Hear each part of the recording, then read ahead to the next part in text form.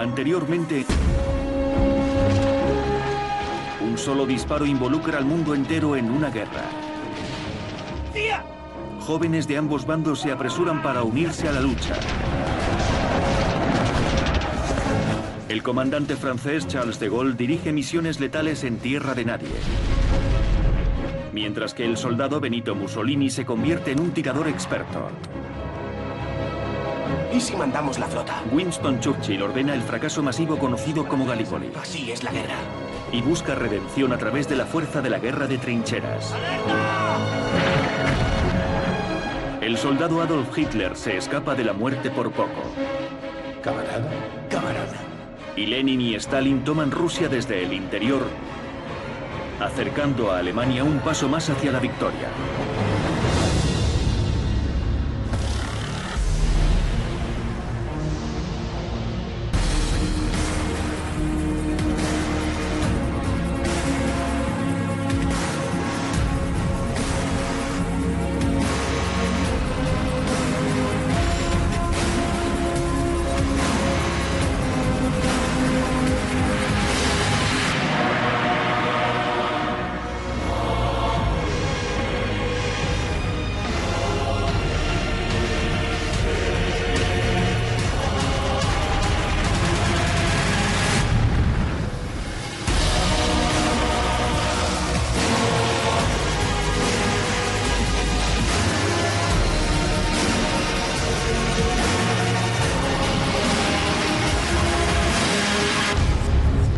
Un mundo en guerra.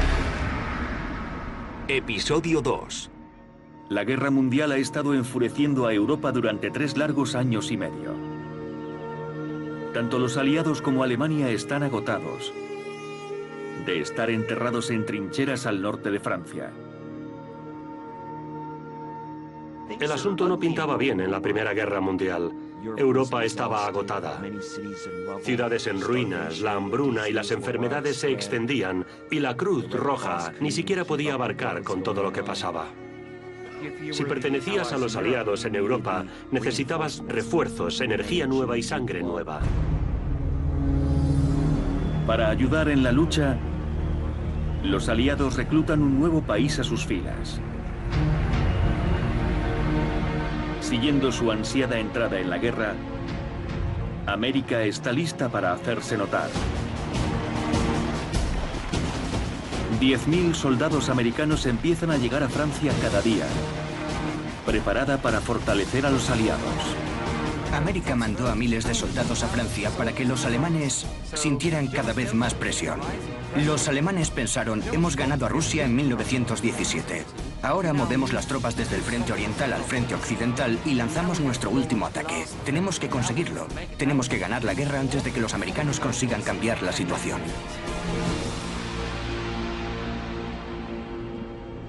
Con todas sus fuerzas concentradas en el frente occidental, Alemania lanza la batalla del Kaiser.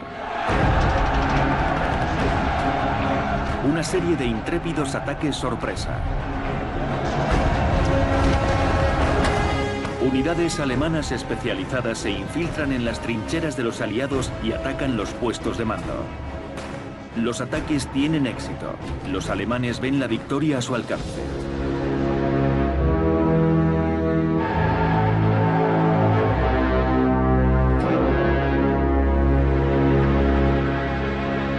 Sin embargo, los poderes esenciales someten a estrés a las cadenas de suministro y se quedan sin tanques para tomar el terreno. Con la intención de someter París, Alemania ataca en Marne.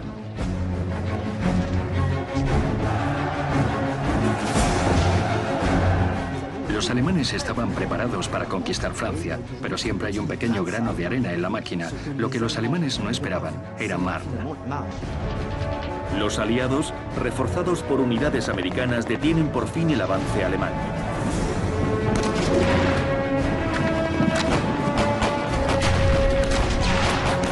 Los franceses contraatacan y ganan en Marne.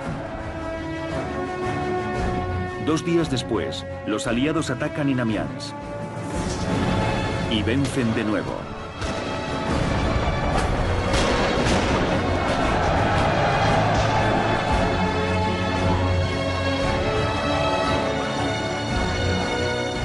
Para sacar provecho de la situación, un primer ataque liderado por los americanos se da en Saint Mihiel. El principal objetivo de todos estos ataques es trasladar el frente fuera de Francia. Los americanos traen consigo un arma que los alemanes no tienen. Un batallón de tanques ligeros bajo las órdenes del coronel George S. Patton. Patton probó una estrategia nueva. Lideraba estas nuevas armas, los tanques. Así que era una batalla importante para él, para probar que era un arma valiosa en el campo de batalla y también para establecerse como un líder militar influyente.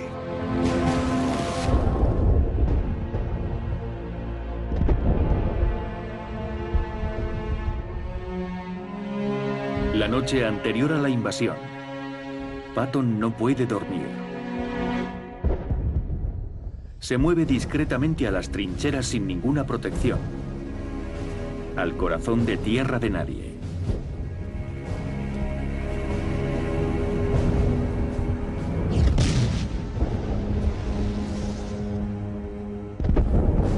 Es el lugar más peligroso del mundo. Pero Patton necesita pensar. Así que explora una ruta para asegurar que sus máquinas no se van a quedar estancadas en el barro. Creo que cuando se ve a alguien como George Patton, él también usaba la inteligencia, pero creo que lo mejor que hacía era convertir la inteligencia en acción muy rápidamente. La tendencia de George Patton era la acción, porque era agresivo, a él le funcionaba muy bien.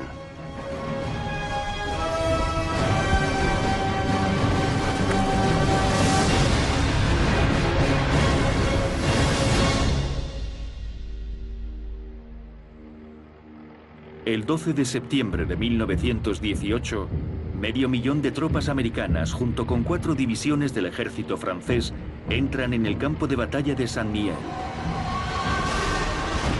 Entre ellos está George Patton. Los alemanes continúan con resistencia fiera.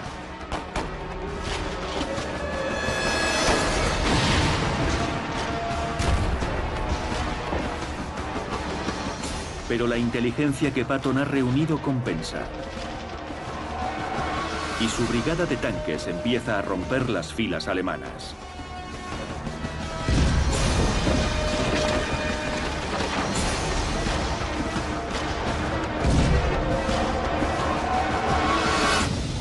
Junto con los soldados en Saint Mihiel está el brigadier general, Douglas MacArthur.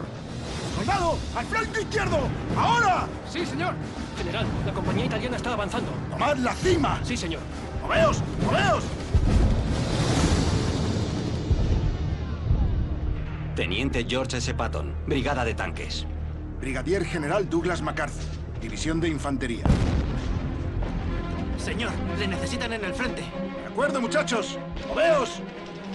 Patton y MacArthur lucharon en Saint Mihiel y se encontraron por primera vez en el campo de batalla.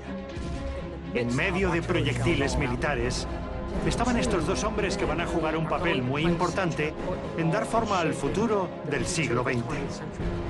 No tenían ni idea de lo que la historia tenía preparado para ellos. MacArthur viene de una familia de militares. Su padre ha sido condecorado con la Medalla Congresual del Honor en la Guerra Civil Americana. No se espera menos de su hijo.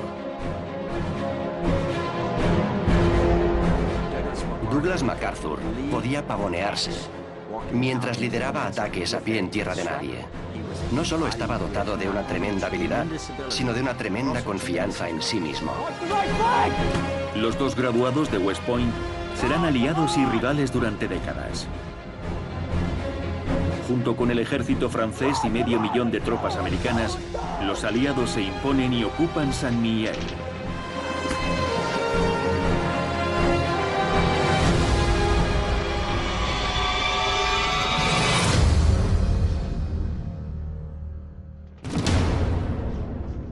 A 390 kilómetros.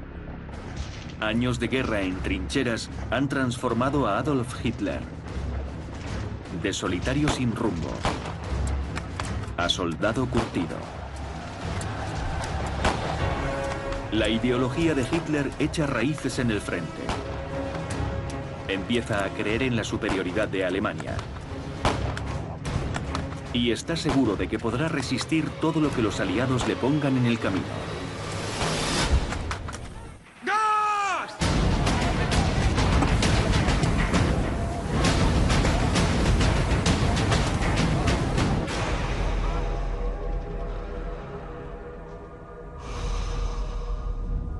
Los ataques de gas no cesan. Para Hitler se han convertido en una rutina.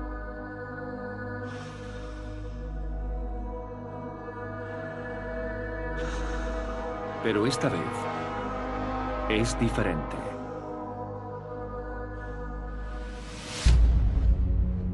Desde que usaron por primera vez el gas lacrimógeno, los aliados han estado igualando a los alemanes poco a poco, ya que desarrollan gases aún más mortales. ¡Gas! ¡Gas!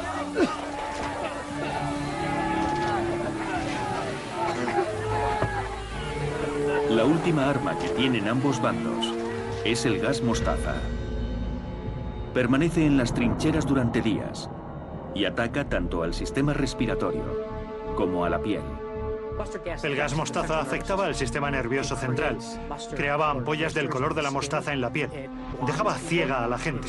Eliminaba la membrana mucosa. Era increíblemente doloroso y te debilitaba. Y ya que no desprendía olor, para cuando te dabas cuenta de que lo habías inhalado y que estaba en la piel, era muy tarde.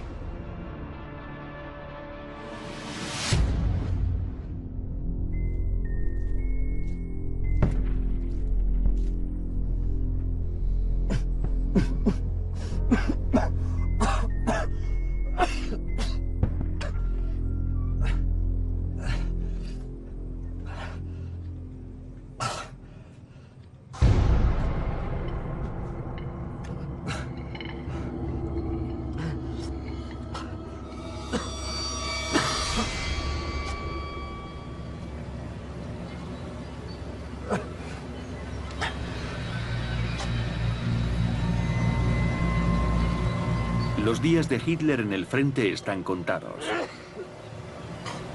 Pero para él, la guerra no ha hecho más que empezar.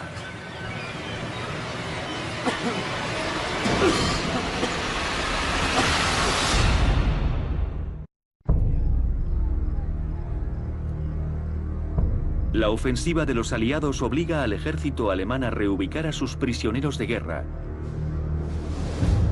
en las profundidades de Alemania, en un gran campamento de prisioneros de guerra a las afueras de Múnich.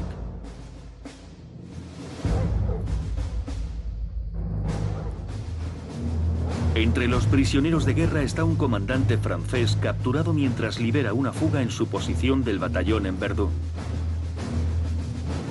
El capitán Charles de Gaulle. Fue el propio de Gaulle el que lo contó.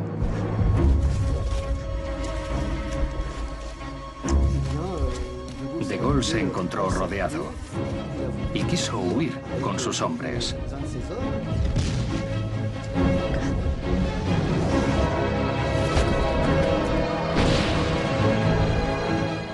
Le lanzaron una granada. Estaba tirado en el suelo. Entonces un alemán le apuñaló la pierna con una bayoneta. Se desmayó y cuando despertó estaba bajo custodia alemana.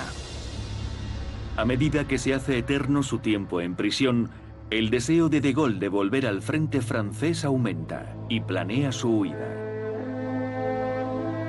El hospital conecta con el campamento por una sola puerta.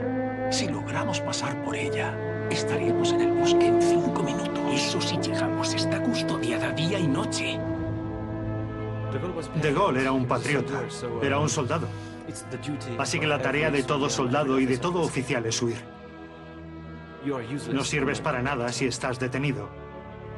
Así que escapar es un deber.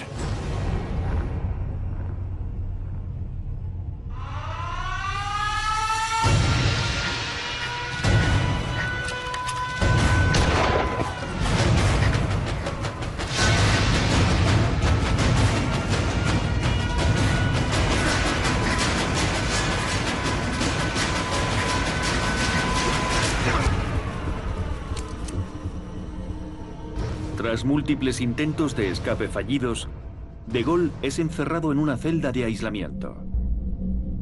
Es interrogado y torturado continuamente, pero permanece leal a Francia y se niega a rendirse a los alemanes. Aunque está lejos de la batalla, De Gaulle aprende todo para ser un gran líder.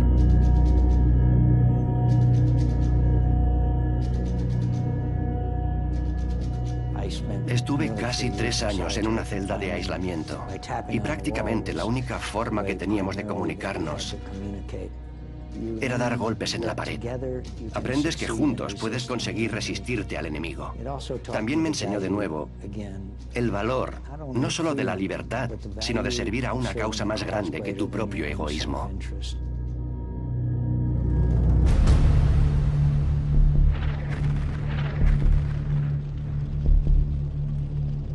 En el bosque de Argonne, América y Francia luchan codo con codo contra los alemanes.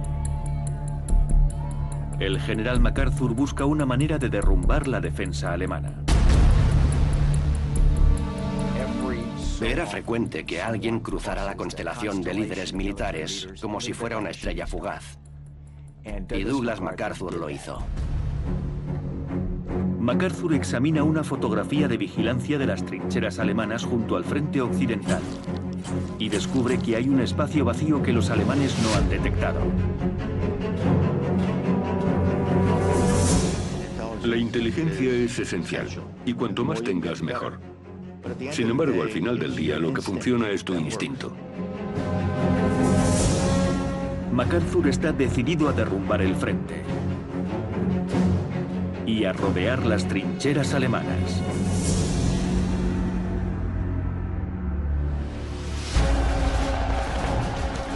En otoño de 1918, ¡Vamos, vamos! las fuerzas americanas y francesas dan comienzo a la batalla del bosque de Argonne. ¡Fuego! ¡Vamos, rápido! ¡Prisa! ¡No hay tiempo que perder! Los generales franceses y británicos discrepaban en cuanto a ayudar a los americanos. ¡Vamos, vamos, vamos! Por un lado, estaban emocionados de ver un mayor número de soldados, pero por supuesto, los franceses y los británicos sabían mucho más de pelear en una guerra que esos americanos novatos. En ambos bandos se amontonan muchas bajas. La dura batalla forma parte de una campaña más grande junto con todo el frente occidental. Pensada para que fuese una completa retirada de los alemanes, más tarde se convertiría en la llamada Ofensiva de los 100 días. ¡Moveos, moveos! ¡Cuerpo a tierra! Todas las naciones aliadas se unen para formar la mayor fuerza de combate que el mundo haya visto antes.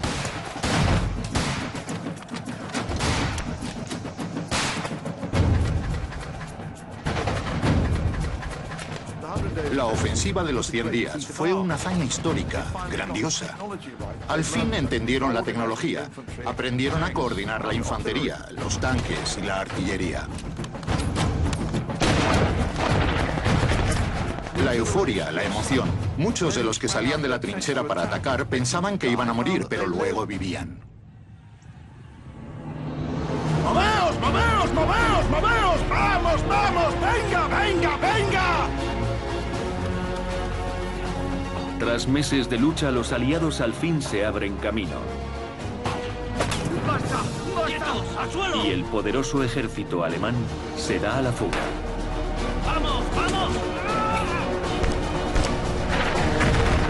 Finalmente, sin más opción, decenas de miles de soldados alemanes dejan las armas y se rinden.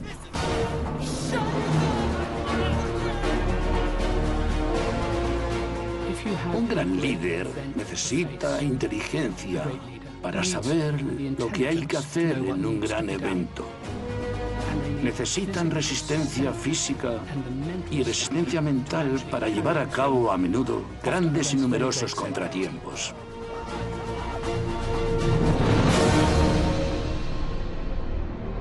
Después de 4 años de lucha continua y de 37 millones de bajas,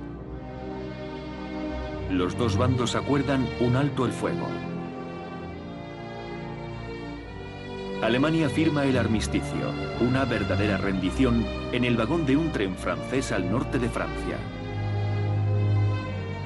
Cuando el mundo se tambalea y se reorganiza, tal y como pasa después de grandes eventos como el fin de una guerra, hay una amplia gama de emociones diferentes. La primera es euforia, un sentimiento muy personal, la euforia de ser parte de algo que está cambiando el mundo. Y nunca hay mucho tiempo para mirar atrás, siempre se mira hacia adelante.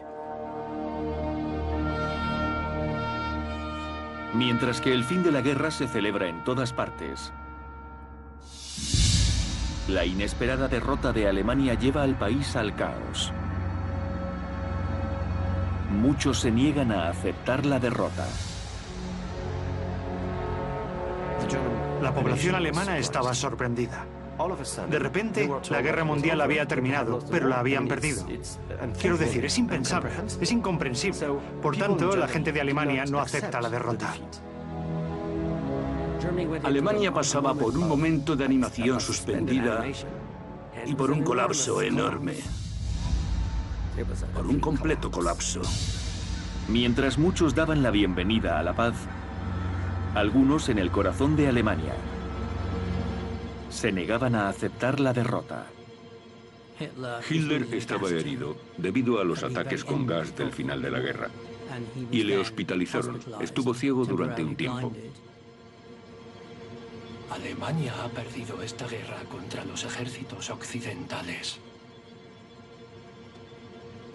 Mientras estuvo en el hospital, le dijeron que Alemania había perdido la Primera Guerra Mundial. Y es un punto de inflexión crucial en la vida de Hitler. Desde el punto de vista de Hitler, existía la vida o la muerte. La victoria o la derrota total. Para él, rendirse era algo anti-alemán. Por tanto, si te rindes, eres un cobarde.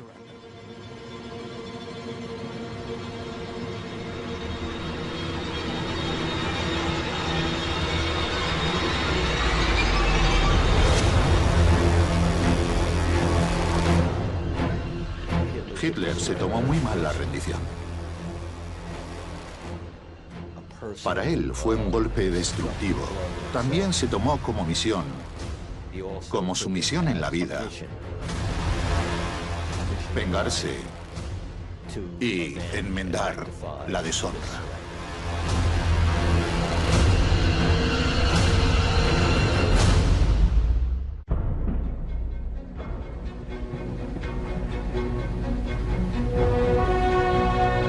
Al terminar la lucha, los líderes aliados se apresuran a llegar a un acuerdo.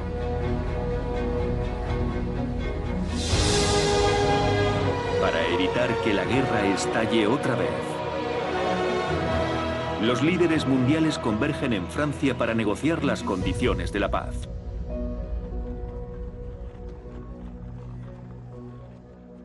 Los líderes se reúnen en París, pero hay un país que no está invitado a la mesa: Alemania. Caballeros, por favor, siéntense. Podemos empezar repasando los puntos antes de discutir cualquier idea que tenga cada uno. Cada país tiene su propio plan. Francia, temerosa de un futuro ataque, pretende acabar con la amenaza alemana por encima de todo, reparando lo que ha sido devastado. Gran Bretaña quiere una relación apacible con Alemania, para que pueda actuar de amortiguador entre Gran Bretaña y la Rusia comunista. Necesito que todas las naciones se unan en un frente unido y necesito su ayuda. Italia quiere el territorio que se le había prometido por apoyar a los aliados. Japón también quiere territorio. Pero lo más importante, quiere una cláusula de igualdad para asegurar una posición igualitaria en un plano global. El presidente Wilson también tiene un plan. ¿El plan de Wilson? Si no quieres que se viva de nuevo esta película de terror, será mejor que construyas un sistema internacional que evite que países como Alemania hagan algo terrible como llevarnos a una gran guerra. Wilson da con un plan de paz de 14 puntos, la pieza central de lo que será la creación de la Liga de las Naciones. un cuerpo gubernamental internacional que mantendría la paz por todo el mundo. Cuando Wilson redactó los 14 puntos, Clemenceau dijo la famosa cita: el propio Dios solo redactó 10. Esta creencia de Wilson de que Estados Unidos y sus propias ambiciones eran, de alguna manera, más nobles y más morales que las de otro país, era lo que se les atragantaba.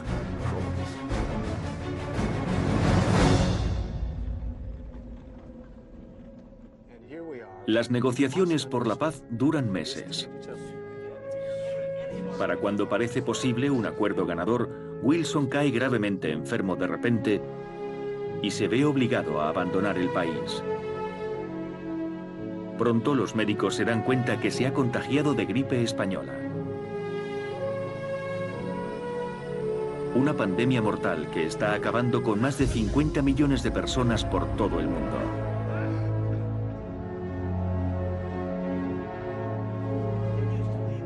Sin Wilson, las negociaciones se vienen abajo rápidamente.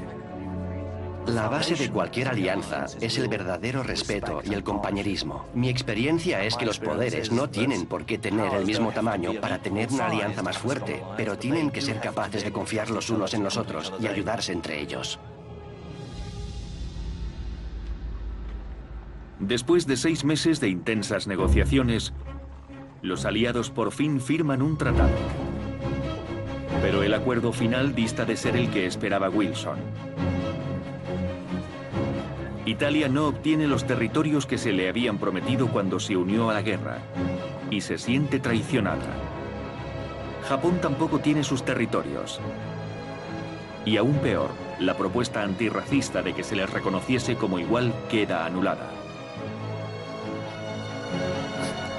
La cláusula de igualdad se ve aplastada por una perversa combinación de resistencia por parte del Imperio Británico, liderada por los australianos, y por la disposición a colaborar de la administración de Wilson. Los japoneses dejaron Versalles, muy desanimados, diciendo: todos parecen tener derecho a tener un imperio menos nosotros. Eso sembró las semillas del sentido de libertad profundamente arraigado de los japoneses.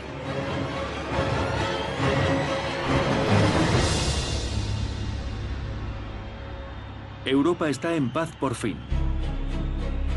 No obstante, mientras que la mayoría del mundo lo celebra, Alemania debe pagar a los aliados más de 230.000 millones de dólares, el equivalente contemporáneo a 480.000 millones de dólares, una deuda que no saldarán hasta el año 2010.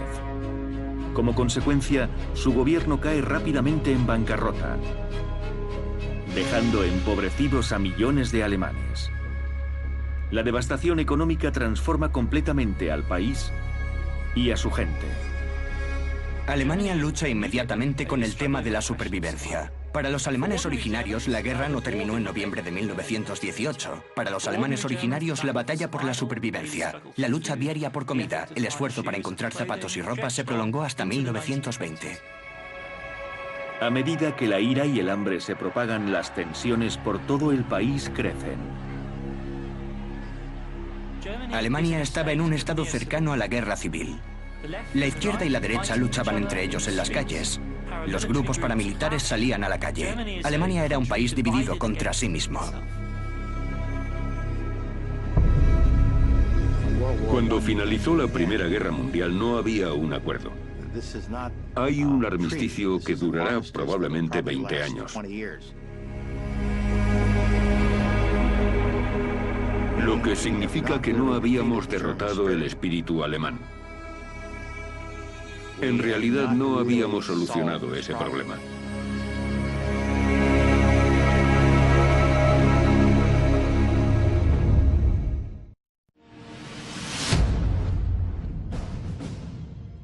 Si echamos un vistazo a la historia de Alemania, la sensación y la percepción fue de derrota, de depresión, no de unidad. Y creo que la gente estaba preocupada por esa situación.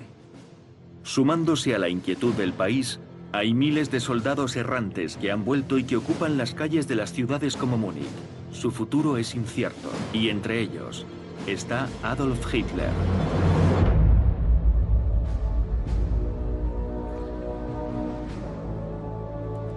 Un hombre que no cree que vaya a durar la paz es Winston Churchill. recién llegado a Londres desde el frente, tiene en mente restablecer su carrera política y acaba recuperando su antiguo sitio en el Parlamento. Había muchas dudas con Churchill. Parecía equivocado en sus juicios. Su decisión respecto a la batalla de Galípoli tuvo consecuencias desastrosas. Pero fue en la guerra cuando demostró sus credenciales de líder. Y eso fue lo que le transformó. Churchill vuelve al gobierno convencido de que la amenaza alemana ha desaparecido.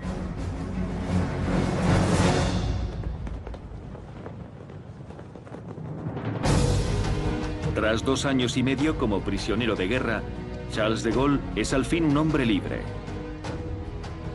Después de su experiencia en prisión, permanece en el ejército francés y acepta el estatus de instructor en una academia militar en París, donde se concentra en incorporar nuevas tecnologías como los tanques, de forma que la próxima vez que se desate una lucha, Francia esté preparada.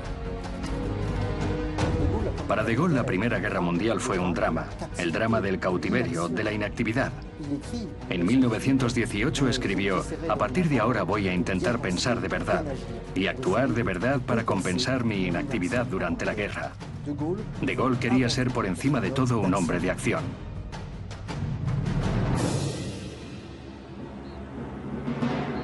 Después de liderar sus tropas a la victoria en Francia, se le concede al brigadier general Douglas MacArthur uno de los puestos más prestigiosos de las Fuerzas Armadas. Superintendente de la Academia Militar West Point, donde comienza a trabajar inmediatamente, preparando a soldados americanos para el combate en caso de que la paz fracase. A casi 400 kilómetros, en su depósito de tanques de Camp Meade, Maryland, el coronel George S. Patton ¡Listos! también entrena a la siguiente generación de soldados americanos. ¡Apunten! Y como MacArthur apuesta porque el alto el fuego no va a durar. ¡Fuego! ¡Fuego! ¡Fuego! ¡Fuego! En Italia, un hombre ve el fin de la lucha como una oportunidad. Benito Mussolini, tras resultar herido por la explosión en un mortero, vuelve al trabajo como editor en un influyente periódico. Pero el país que ha protegido con su lucha está sumido en el caos. Los italianos salieron de la guerra en el bando ganador, pero fracasaron en obtener el territorio que esperaban ganar. Entre los nacionalistas italianos hay un sentimiento de indignación, una sensación casi como de haber perdido la guerra, a pesar de estar en el lado ganador. Mussolini utiliza su periódico para expresar su perspectiva de una nueva Italia, que bajo un líder fuerte podría recuperar la gloria del Imperio Romano. Él cree que puede ser un gran líder, el hombre que devuelve su grandeza a Italia. Pronto lleva su opinión contra el gobierno a un nuevo medio, la radio, y anuncia su radical y autoritario mensaje nacionalista a millones de personas. Hemos estado en guerra desde que alzamos la bandera de la revolución, que fue defendida entonces por un puñado de hombres contrarios al mundo masónico, democrático y capitalista. Mussolini era un hombre de palabras convincentes. Le gustaba la idea de derrocar instituciones existentes. Prefería el uso de la violencia para hacerlo. Para hacer realidad su visión, Mussolini forma un bando de exsoldados insatisfechos llamados los Camisas Negras, que aterrorizan a sus oponentes y empiezan a prepararse para una revolución armada. En cuestión de meses, Mussolini lanza un movimiento que influirá a Hitler y que cambiará el destino de Italia. Todavía herido por la rendición de Alemania, Adolf Hitler vuelve a Múnich, sin perspectivas en su carrera. Cabo segundo Adolf Hitler. Señor. Siéntese. ¿Busca trabajo? Sí, señor. Estoy listo para servir. Entiendo. Por desgracia, no tengo nada. ¿Nada? No hay trabajo. La guerra ha terminado. Tiene que haber algo. Después de todo lo que he hecho. Hay un nuevo grupo político en la ciudad, el Partido Obrero Alemán. Necesitamos saber más sobre ellos y cuáles son sus intenciones. Sí, señor. Trate de no destacar.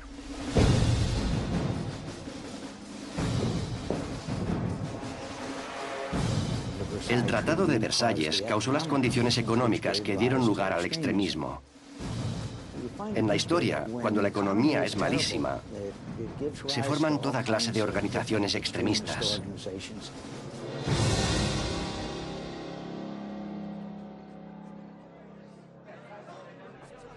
A Hitler le encargan infiltrarse en el Partido Obrero Alemán, una de las muchas organizaciones antigubernamentales formadas tras el tratado.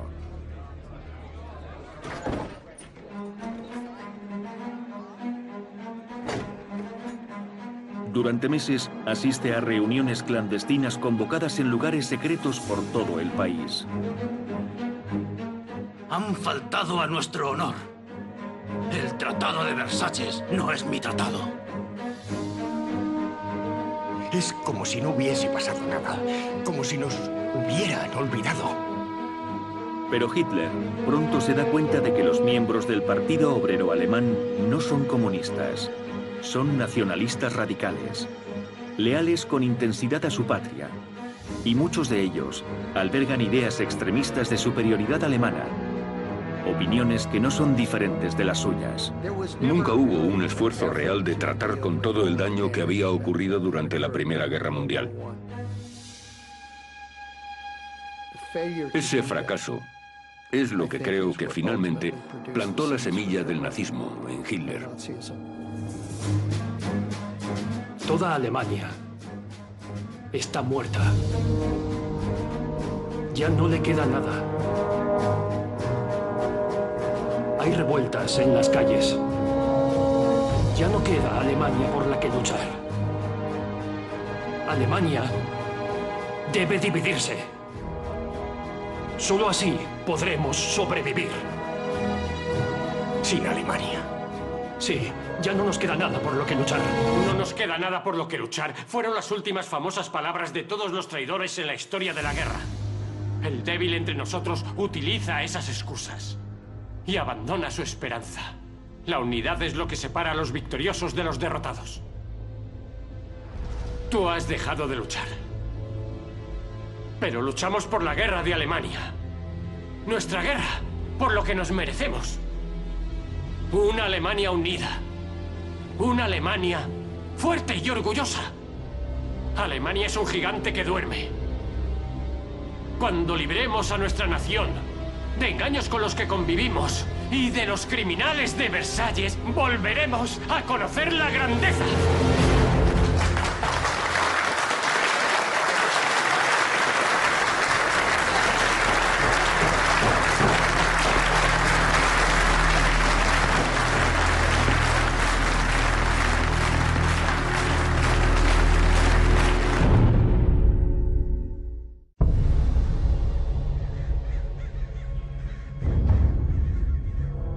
Adolf Hitler abandona el ejército alemán para entregarse en cuerpo y alma al Partido Obrero Antigubernamental.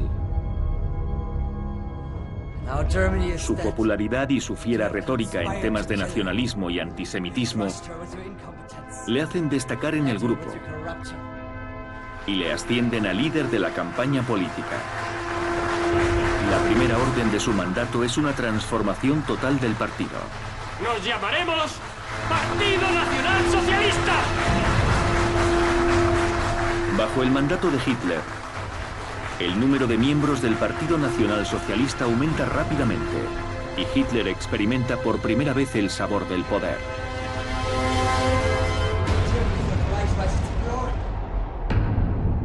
Hay muchos informes de las primeras etapas de Hitler que hablan sobre su carisma como orador. Poco a poco se dio cuenta de que realmente era un orador poderoso, mucho más poderoso que ninguno a su alrededor, y comenzó a utilizarlo como recurso. Para que toda Alemania cayera bajo su hechizo, Hitler necesita una imagen que se grabe a fuego en la mente de la gente. Hoy en día lo llamarían logo. Fue diseñado personalmente por Hitler y puede que utilizara sus impulsos artísticos. La parte esencial básicamente venía de India, pero se adquirió como símbolo de racismo y antisemitismo, combinado con el fondo rojo del socialismo y el blanco y el negro, los colores del viejo Kaiser. En realidad era una imagen muy bien pensada.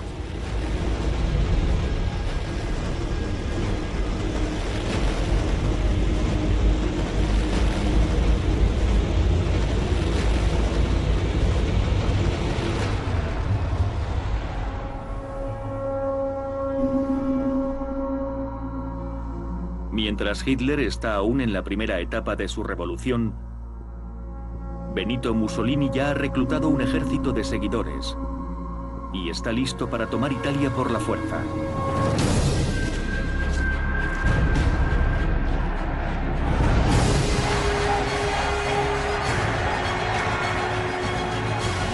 Durante 7 días en octubre de 1922, en un espectáculo masivo de popularidad, Mussolini lidera una marcha de 30.000 camisas negras hacia Roma. Con sus fieles tras él, Mussolini y los camisas negras irrumpen en el Palacio Real, obligando al rey de Italia a cederle el control del gobierno. Mussolini tomó el poder en Italia en 1922. Su exitosa marcha fue consecuencia de la expansión de su ego y de la adulación de la gente de su alrededor. Y más tarde de la mayoría de las personas en el país. Es un proceso peligroso. En cuestión de meses, Mussolini ha pasado de ser un periodista de un periódico al hombre más poderoso de Italia.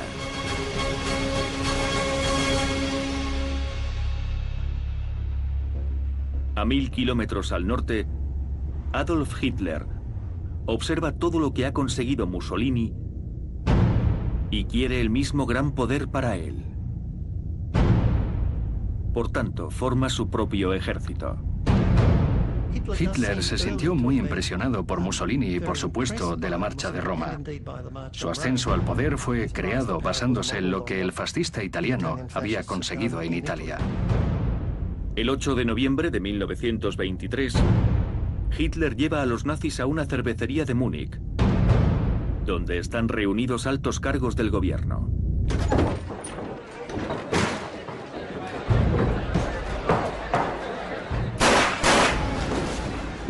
Alemania está muerta y ustedes han conspirado para matarla.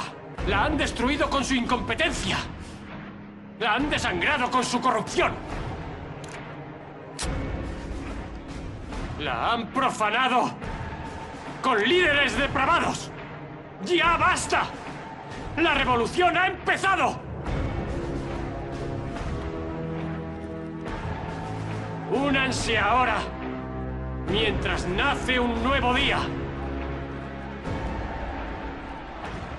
Al verlo, piensas cómo fue capaz Adolf Hitler de hacer eso, de pedir a otros que le sigan. Creo que en parte fue porque podía persuadir a los demás que lo que decía estaba bien, y por otra parte porque la gente se sentía intimidada por él.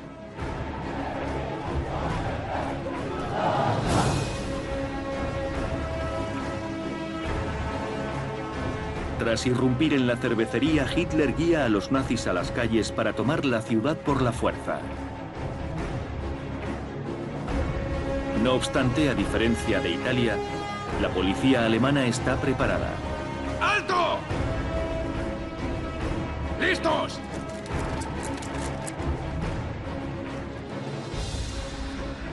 ¡Apunten! ¡Uníos!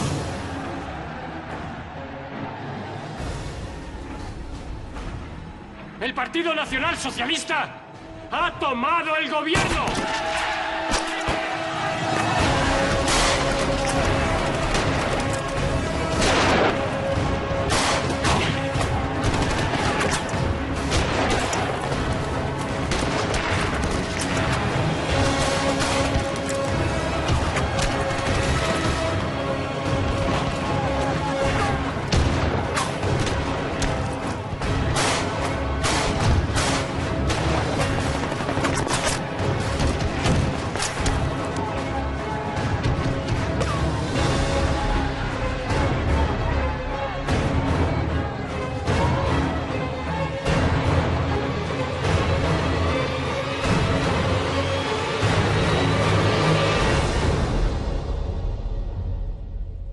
diferencia de Mussolini, el intento de Hitler de hacerse con el poder fracasa.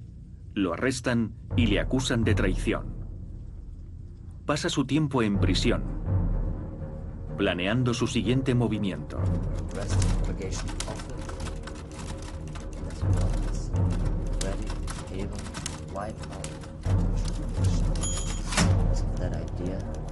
Para ganar seguidores y para propagar su mensaje, Hitler crea un manifiesto.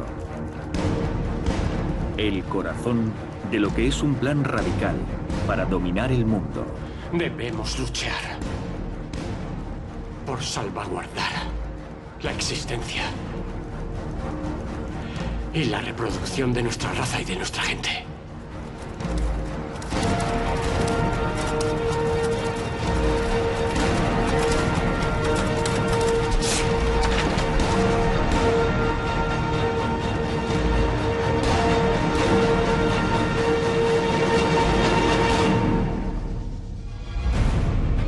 En el próximo episodio, la lucha puede haber acabado, pero la guerra no ha terminado. En un ambiente de depresión mundial, una nueva generación de liderazgo emerge.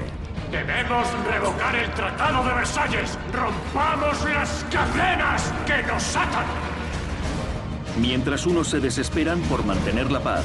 Nadie de esta gente, general, quiere que done dinero para que haya otra guerra.